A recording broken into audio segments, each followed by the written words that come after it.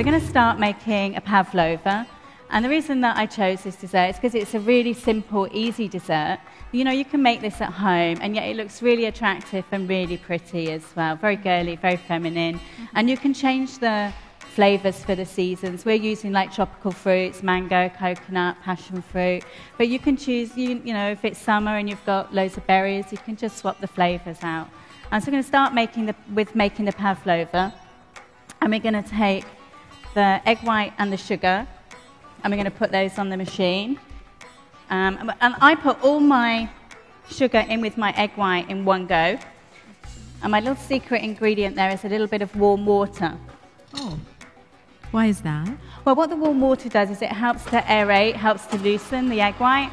We're going to be using some acid, either white wine vinegar or lemon juice, to strengthen the albumin, which is the protein in the egg white.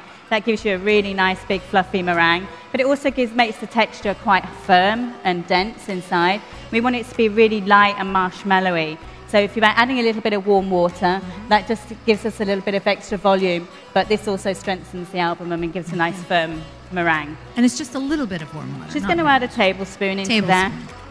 And she's going to get that whipping up nice and firm. So while Louise has got the egg white on there, making the meringue, we don't need to be watching her for half an hour making, or 10 minutes whipping up the meringue. So I'm going to make another element to this dish, which is the pistachio pain de chêne. Pain de chêne is like an almond sponge, a really moist, buttery almond sponge, but I've replaced the almonds with the pistachios in this case. The butter. Now, it's always some important things to remember when making cakes, and that's like your butter and your eggs, or even if you have milk, should all be at room temperature before you start. So the butter and the sugar go together. Just give that a nice cream. Here. So we're going to put one egg in at the beginning, and then we're going to fold in our dry ingredients, and then we're just going to mix in the last egg at the very end. So we're not incorporating the eggs all in one go. So we'll add the egg a little at a time. You can keep asking questions. Sure. And you're not using a whisk, you're just using a spoon. Yeah, really, it's two types of cake. So, well, it's more than two cakes. It's all in one, a creaming and a whisking, kind of, and an oil-based cake. Right. So this is a creaming method. So if you're going to be creaming, you should be using a paddle. Right. And if you're whisking the eggs and sugar together and making a foam, you use a whisk. Right. Oh, they're good. They'll come eventually. Oh, okay, so I'm going to start to add in a little of my pistachios. So you see the main element of the starch here is indeed the pistachios. I've just got a little bit of flour and a little bit of corn flour in the recipe.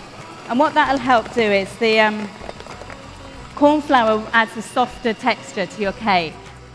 So it gives a good eating quality to it. Regular all-purpose flour or self-raising flour or pastry flour? All-purpose. All-purpose? Yeah. So we're going to put the flour, the corn flour, and the remaining pistachios in there. And then our last bit of egg. And we're just going to mix that in. We're going to spread that onto a tray. And it needs to be about 1/4 of an inch thick for this purposes. But as I say, you'll find just to bake it in a tin as well. So actually making the meringue is relatively easy. All the sugar in one go. There is a rule about for making a standard meringue for cakes, Italian, you know, buttercream, those kind of things, or just making meringue for meringues.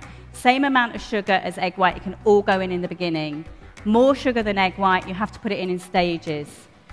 You put it in thirds. So you put the first third in, and you wait until it's holding a foam, till it's actually holding some shape. Then you can put in your second lot of sugar, and you wait until it's glossy and shiny and it's thick, you know, like a firm peak. So I like my pavlovas so they're like marshmallowy on the inside and crisp on the outside. And then one kind of squeeze and make a... You need to space them out because when they cook evenly. And again, you shouldn't really go like in straight rows across because the air can't circulate around them properly. And they've got enough room. They're going to expand a little in the oven, so we'll give those to Lou. And this is what they're going to look like once they're baked. So you can see they expand quite a bit. So we're going to make a little hole in the bottom of the meringue. And hopefully these will be done by the time we finish the demo. Hopefully. Hopefully.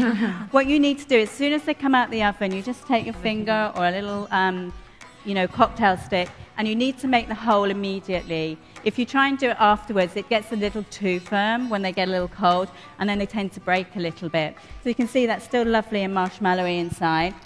And I've got some coconut cream, so I've just added some of the Boiron coconut puree into the cream and added a little bit of icing sugar to sweeten it as well. And again, I know there is a recipe on there, but it's really up to you to how sweet you want your cream to be. So we're going to pipe that into the center, put a little dot on the plate there to play around with the amount of sugar that you're adding. So we're just going to spoon a little bit of this over the top. So you're maintaining a tropical theme. Yes, the coconut. Exactly. Coconut, mango. And then we're going to use some of our pistachio sponge as a garnish around the edge. Again, we'll put that on the plate. I think it's quite important not to have too many flavors and to overcomplicate. So, as you say, we are using like tropical fruits. Right, so we have to introduce the kiwi. Put a little bit of kiwi in there. Put that there, I think. And a cube of mango. Yeah. I got a little bit of blueberry powder that I'm going to sprinkle on here, fresh as. And I like this. Once it starts to get into the coulis, it'll start to become liquid, and it kind of goes into makes like a sauce on the outside. We're looking all green and yellow, so we need a little bit of pomegranate seeds. Pomegranate Another seeds. Arabic. And there's your mango. The mango. And we're going to put a little bit of lychee as well on there.